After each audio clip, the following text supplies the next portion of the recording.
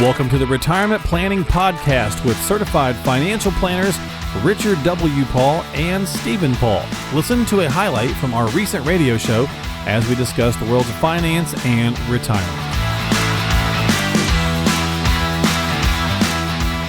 All right, guys, so we're going to talk a little bit about some missteps and investing mistakes to avoid.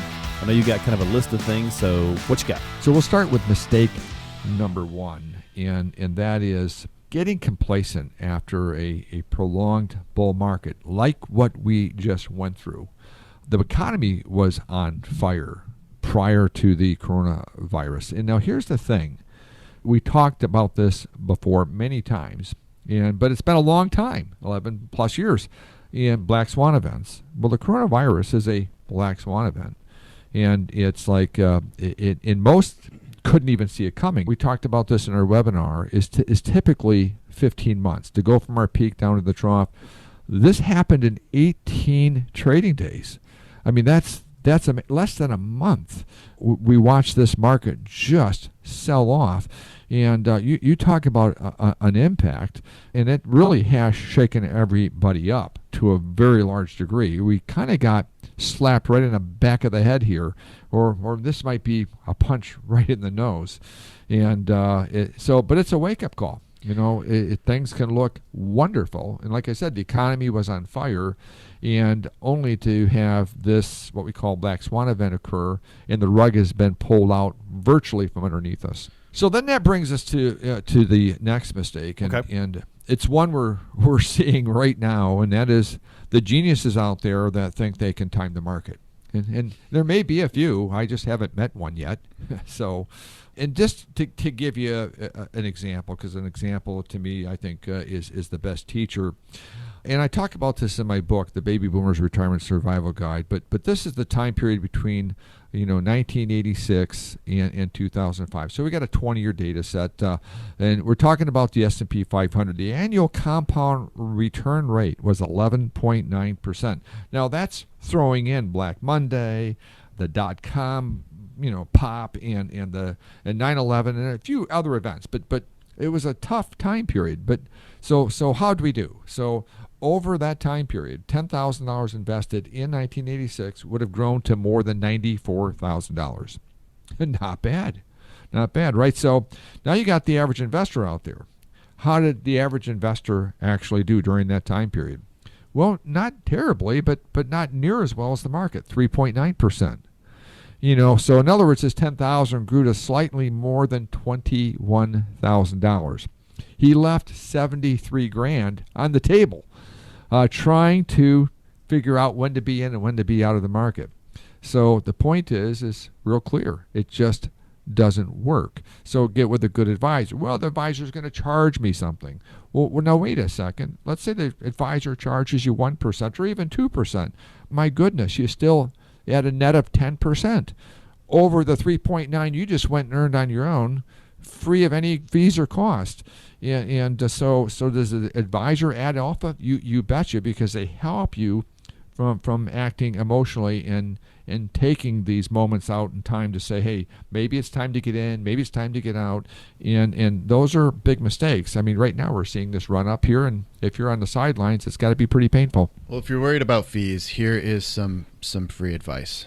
The most common question that we're being asked right now, or at least I am, I don't know about you, is when do I put everything back in? When do I take my money off the sidelines and get it back in? Give me a day. There's no day.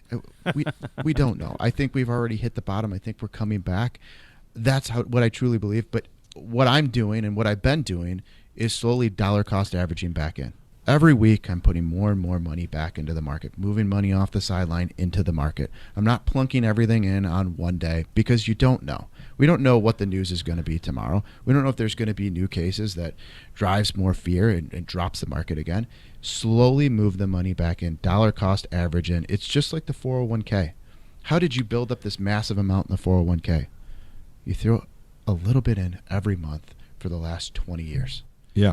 Well said. And so here's the thing, then chasing the market's top and or the bottom, it's virtually impossible. Mm-hmm. It just is. No one can do it consistently.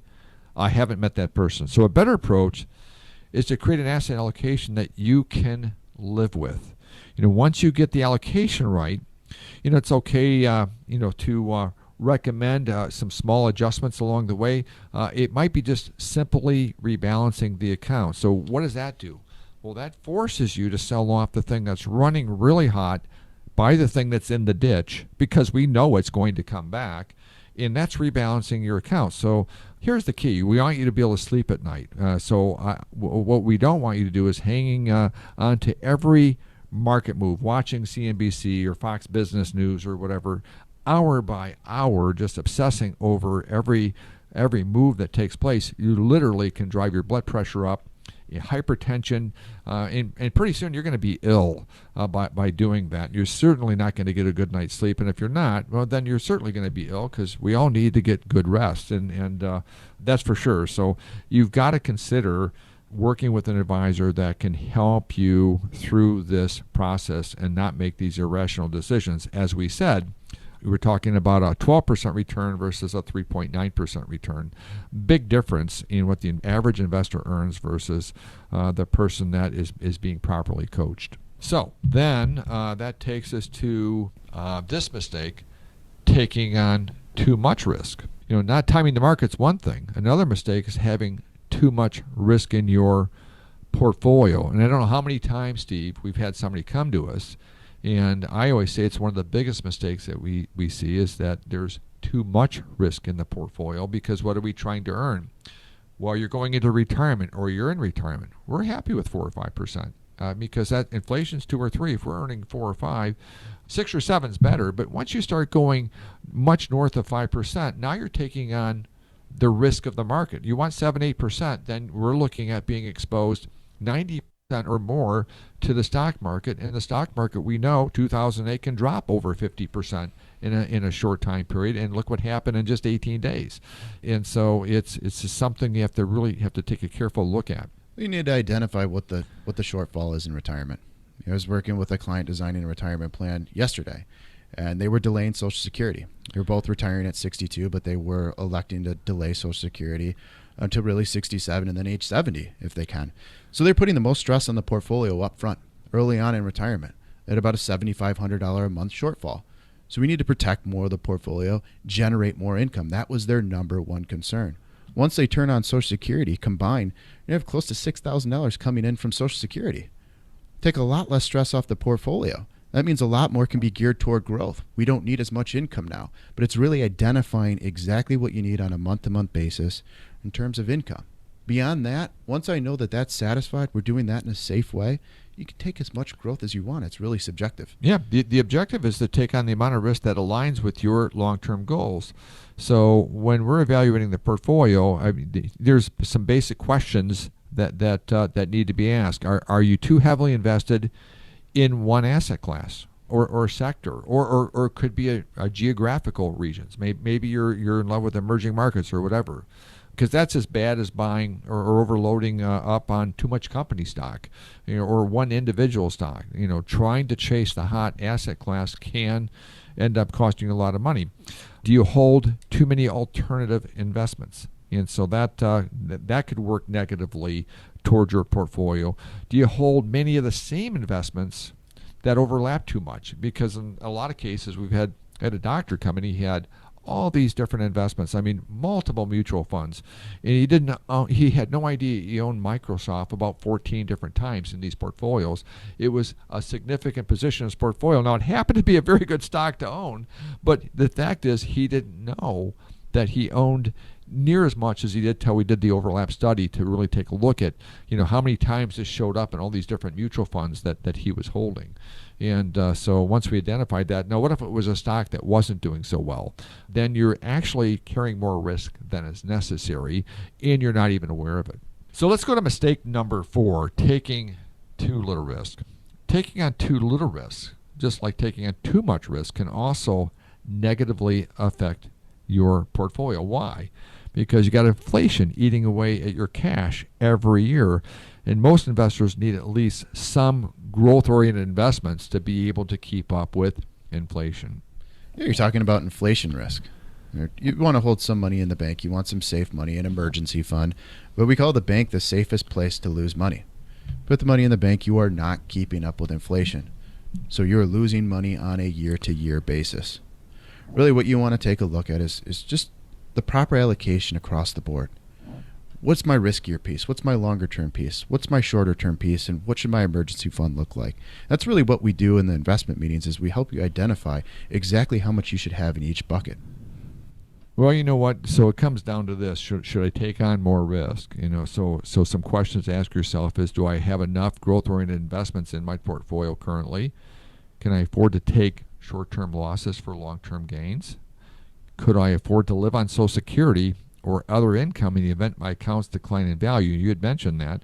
So if you have a pension, you have Social Security, there's not as much stress on those assets because you can ignore them while they're recovering.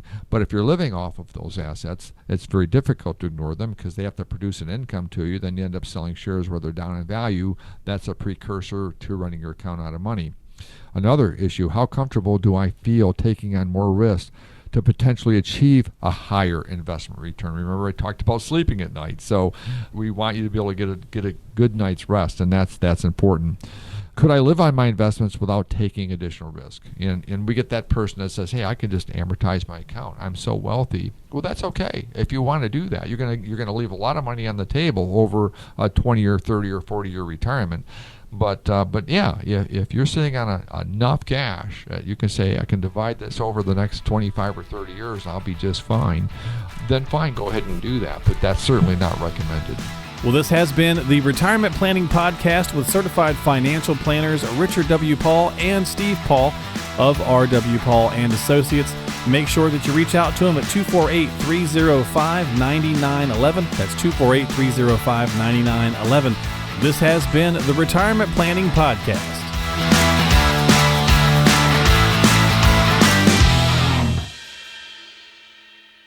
All matters discussed during the show are for informational purposes only and shall in no way be construed as a solicitation to sell securities or investment advisory services to residents of any state other than Michigan. Topics should be discussed with your individual advisor prior to implementation. Investment advisory services offered through Richard W. Paul and Associates, LLC, a registered investment advisor. Insurance services offered through Midwest Financial Consultants, Inc.